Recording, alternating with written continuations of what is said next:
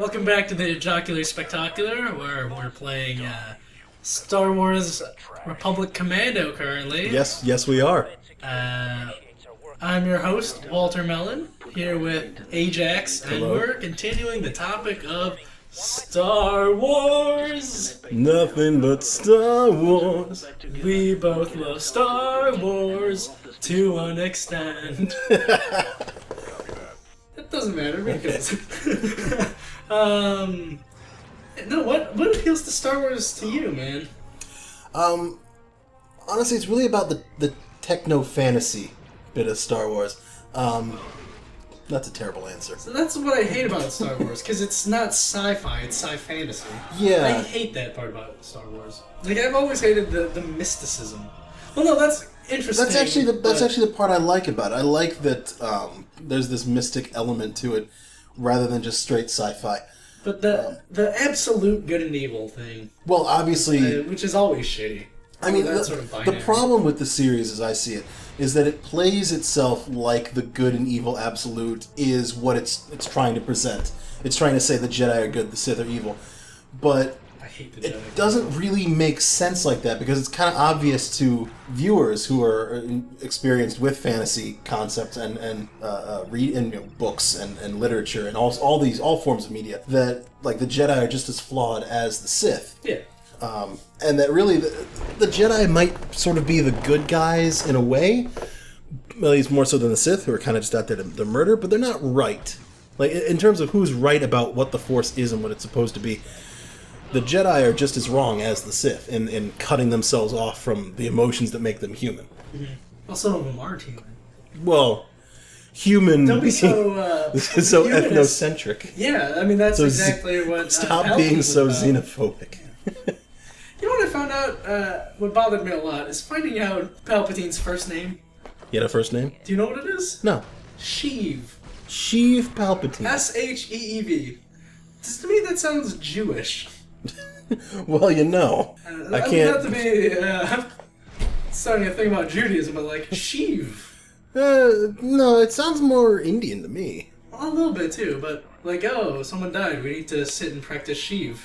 Well, But, you know, well, I mean, and happy Rosh Hashanah to our Jewish Yes. listeners out there. Mazel It tov. happened somewhat recently. I don't know when this will air, but it's tonight, actually, for our recording. L'chaim. L'chaim. So have you played Republic Commando?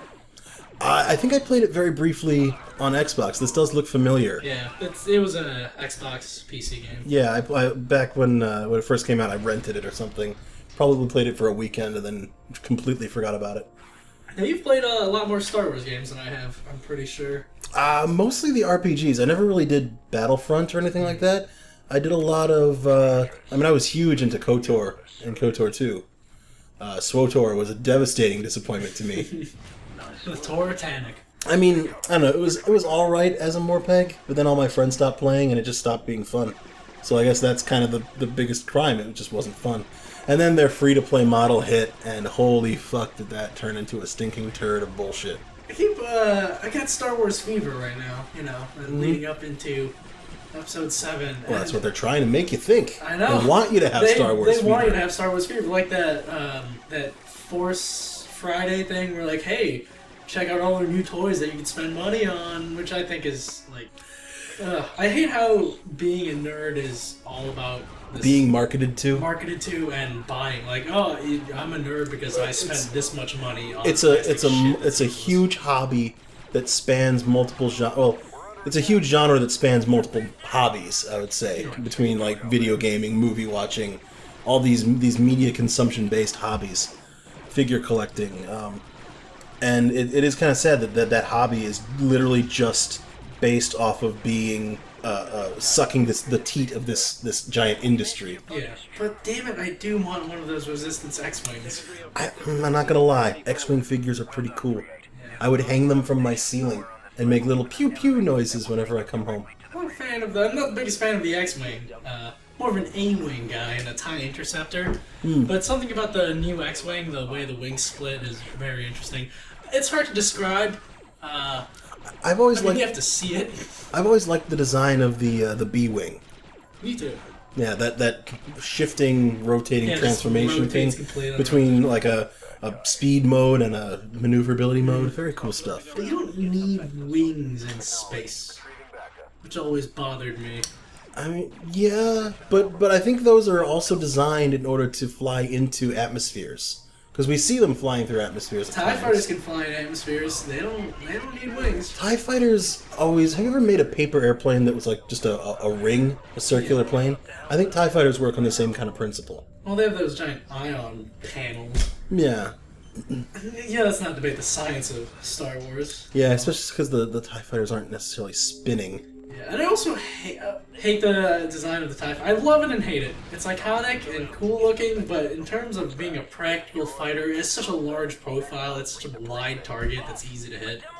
It's kind of like they were designed to be putties. They were designed to be the exposable minions. But I like in, I didn't play these games back in the day, but I know of them. Like the sim games like X-Wing, TIE Fighter, X-Wing versus TIE Fighter back in the 90s.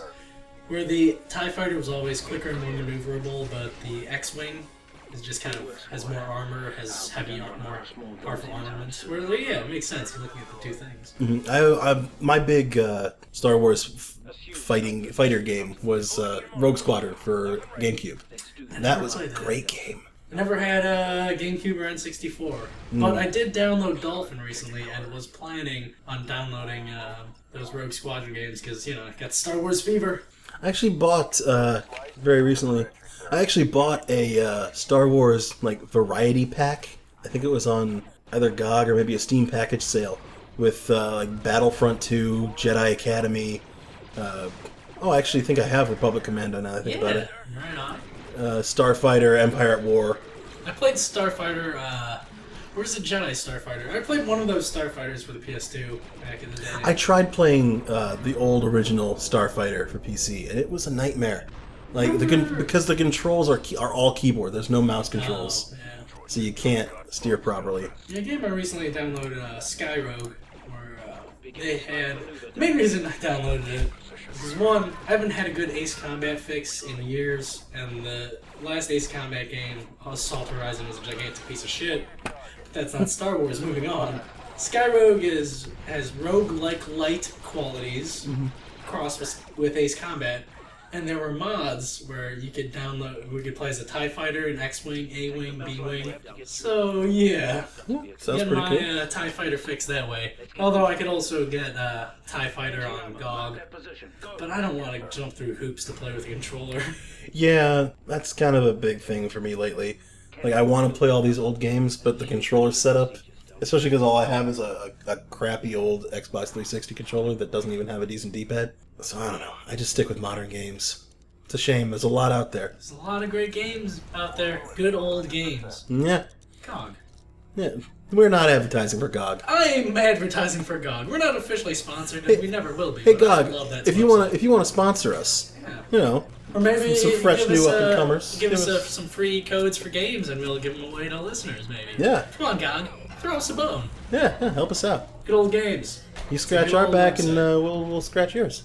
That brief tangent before we get back to Star Wars. GOG is my preferred video game buying place for PC. If it's not on Steam, I go for GOG. It depends on what I'm... Always go GOG first. Yeah. I usually just go with whatever's cheaper at the time. Often it's GOG. Always go GOG. I want Steam's DRM shit. Ah! Yeah. Yeah. I'm gonna be sad the day that Steam decides, oh no, all your stuff's gone. I was going through my folders in Steam, and Steam just created its own Dota 2 folder in Steam, even though I've never downloaded it. I have no interest in ever playing it, but nope, Steam's just going to go and start doing shit on my computer. Yeah, they're trying to push it hard. It's there to save all the free things they'll give you. Yeah. Waiting for that one day, you're like, you know what? I really want to get yelled at by a 13-year-old. Yeah, no. Stop making changes that people don't like, Steam. Quit being George Lucas, who I dub as a jackass. Quit being a YouTube. What made you fall in love with Star Wars? I grew up watching Star Wars. Same here. I was indoctrinated from an man. age before I was even able to understand Star Wars. Did you have like the VHS box set? Oh yes, I still have it at home. Me too. The one that makes the little sound when you pull it out of the big sleeve. Yeah. That's the only way to get. Can you even get the unedited version on DVD now? No. That's a shame. No. Get on that, Disney. I recently get on that. The trilogy. The trilogies. What do you mean trilogies? Dude, they happened. Ugh. They happened. Sure, Jack Are they still? has to go new and everything. Are they still Disney canon? Yeah. Pretty much the only thing that's canon are the movies. I hate sand. Clone Wars. It's coarse and dry and gets in everything. Yeah. Fuck you, George Lucas. You took something beautiful and shit all over it. Also, I fell out of love of Star Wars because when you grow up, you read more interesting things, you consume more interesting media, and Star Wars is just so black and white. And it really is, especially black hats. Especially if you're just looking at the movies, especially the original. Well, no, actually, the second three movies are even worse for this. But yeah, especially if you're looking at the movies, it's so black and white when there's so clearly a gray area that is the proper. The expanded more universe realistic area. The best Star Wars stories are honestly the expanded universe. Yes, I grew up reading a lot of those. Because George Lucas was the weakest writer to be working on that universe. Tales of Bounty Hunters, Tales of some Dark Empire, Dark the Thrawn Empire trilogy. Yes, the Thrawn trilogy. Thrawn is such a cool villain. But I'm hoping they get back into that with what do you call it? Episode 7, because they like the official stories and stuff is happening now for the in-between. Yeah, their official stance is that anything that was written prior to this point is non-canon. Only the movies themselves are now official canon. They have the new canon novels and stuff coming out. Oh, they do? It takes place in between 6 and 7. Oh, good. It seems like interesting things are happening where you have some of... the reviews say it's not wrong. The one that I read anyways, but I did read the spoilers and stuff from it. Where you have like the other higher-ups in the Empire meeting and trying to decide what to do next. And I'm like, yeah. Well, hopefully, what's his name? The director, J.J. Abrams. I don't know how I trust J. Abrams. I want to say I trust him to at least make it to at least make a watchable Star Wars movie. I like Star Wars. Or I like the Star Trek. I hated Into Darkness. I actually didn't really mind it. Everyone says that it was terrible, but I don't really see what was so bad about it personally. Maybe I wasn't paying enough attention. With the reason why I hated Into Darkness, it's too Spielberg-y action movie kind of thing. Which, check out my video on Film Flam for more in-depth writing on my new channel that will hopefully have content someday. Have content. I had a great idea for a name, and that's about it. I'm working on the rest. No, but compared to the prequels, there is no way J.J. Abrams makes a movie that is less than 10 times better than any of those prequel movies. True that. Like, they couldn't possibly be... It probably won't be on par with the original trilogy, although honestly the original trilogy... Those movies aren't that great. They're not that great. Man. Compared the original Star Wars movies to like any of the Marvel movies that come out today, those Marvel movies are just much better movies. The weakness of Star Wars is that the movies actually aren't that good. And most of what's great about Star Wars is built off the back of the fandom and the hype for it. And that's okay. That's okay. It's something... The people who loved it have taken it and elevated it into something greater than it actually is. And that's fine. It's fine for the hobbyists. It's fine for the enthusiasts. But for the average moviegoer, there's got to be a little bit more. Which is why I totally understand when I try to show Star Wars to someone who's never seen it before and they fall asleep. It's happened to me before. And I'm like, yeah, okay. This ain't that great. This is no Casablanca. No.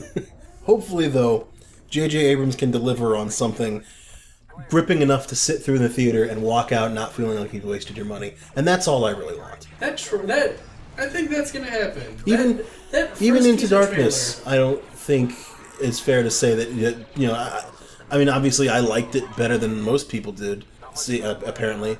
But even Into Darkness, I can't see someone being like, I want my money back. Yeah. It wasn't that bad. Teaser trailer, the first teaser trailer for Force Awakens is after like over a decade of like loving Star Wars as a child and over a decade of hating on Star Wars. Like I'm back on Star Wars' side, but I'm not, you know, back with rose-colored glasses. I know it's kind of where it's shitty. Oh yeah, we're taking baby steps back into this.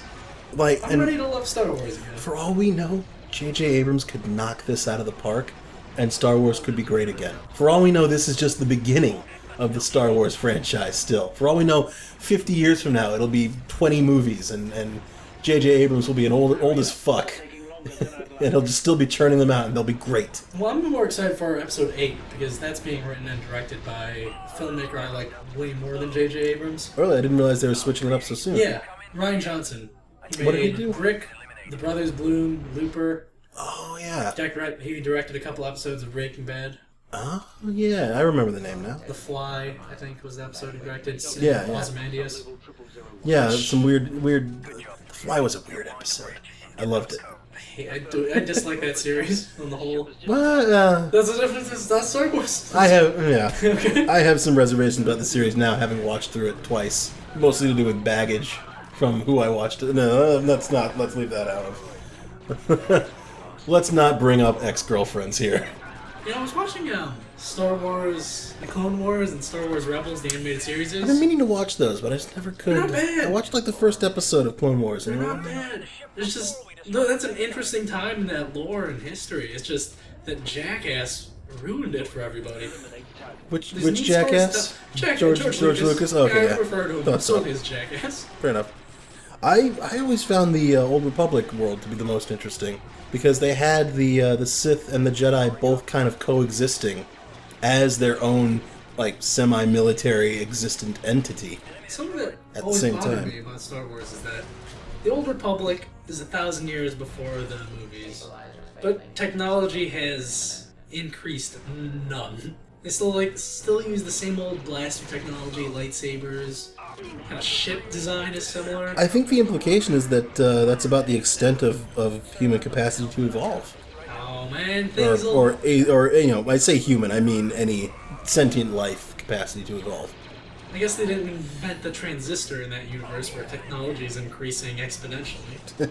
I know. The thing I liked most about the Old Republic universe is that it was much more open and self-aware of the differences between fighting for good and being right, like the Jedi have. The Old Republic universe was the first, I believe, to introduce, or I was probably actually in a book somewhere, but the Old Republic universe was the first to sort of give the idea of the Janissari, or the Grey Jedi. I think they might be the same thing, or they might be two separate things. I don't know. But being the idea is that they reject both the teachings of the Jedi and the Sith, and believe that a balance of emotions, rather than completely cutting yourself off from emotion or completely giving yourself into emotion, you know, Jedi or Sith. Yeah, that makes sense. Yeah, neither one is right. And the Grey Jedi, I just remember finding a corpse with a robe on it and like some bit of data pad with a little story about it in some cave on the Sith homeworld. Is in KOTOR 2 or? KOTOR 1 or 2, I don't remember. Whichever one had you go directly to the Sith homeworld and do stuff there. Should I play KOTOR? You should play KOTOR. I don't. If anything, just for HK-47, who is the best character. Legion's the better robot. That's a hard sell, my friend. I'm sorry, HK-40. The only good all part. I've seen of HK-47 is like, kill all meatbags. Like, all right, right. There's a little bit more to it than that. Funnier. He is kind of like an evil bender. No, but the best part about SWTOR was when HK-47 comes back and you fight him as a final boss in some dungeon. I was super excited, and none of my friends who were playing with me had any idea why I was so excited. I'm like, oh my god, he's referring to the Master. I know that the Master is Revan. Oh my god, it's HK-47. Oh my god, and they're all like, who? I'm like, I hate you all. I think I'm going to start with KOTOR 2. I like Obsidian more as a developer than BioWare, so I think. And also I know the whole spoiler thing with Darth Revan and that crap, so. But I got the big picture. Let's see what KOTOR 2 has to offer. Yeah, go for it. KOTOR 2 is definitely the better of the games, I think. Maybe not from a plot point perspective, because KOTOR 1 was all about, shit. Now I'm questioning whether I'm thinking of the right game, or if I'm mixing up KOTOR 1 and 2. Because generally Obsidian has better writing and has better world building. I think 2 is the one with Bastila, so yeah, that's the one you want to go for. That's a good game. But I really hate D&D systems, man. Yeah, I understand. They're very cryptic, very hard to get into. But you can pretty much just auto-level, and then just focus on the things you know you do. That sounds terrible. Literally all you have to think about is like, oh, do I use melee? Do I use range? Do I want to dual-wield lightsabers? Do I want a single lightsaber? And then you just pick the abilities that correspond to that. It's really not as complicated as I think you think it's going to be. Well, no, it's not about the it's just playing Baldur's Gate and Neverwinter Nights and being really bored during combat with those games. Well, KOTOR is... I mean, it's the same kind of thing. Yeah, because I know they're all those games are built on the on pausing D20, and then you pause the game, choose what your character does, and then you unpause, and they go do it. Pause and play, I don't mind. It's just... better game than, say, Dragon Age 2.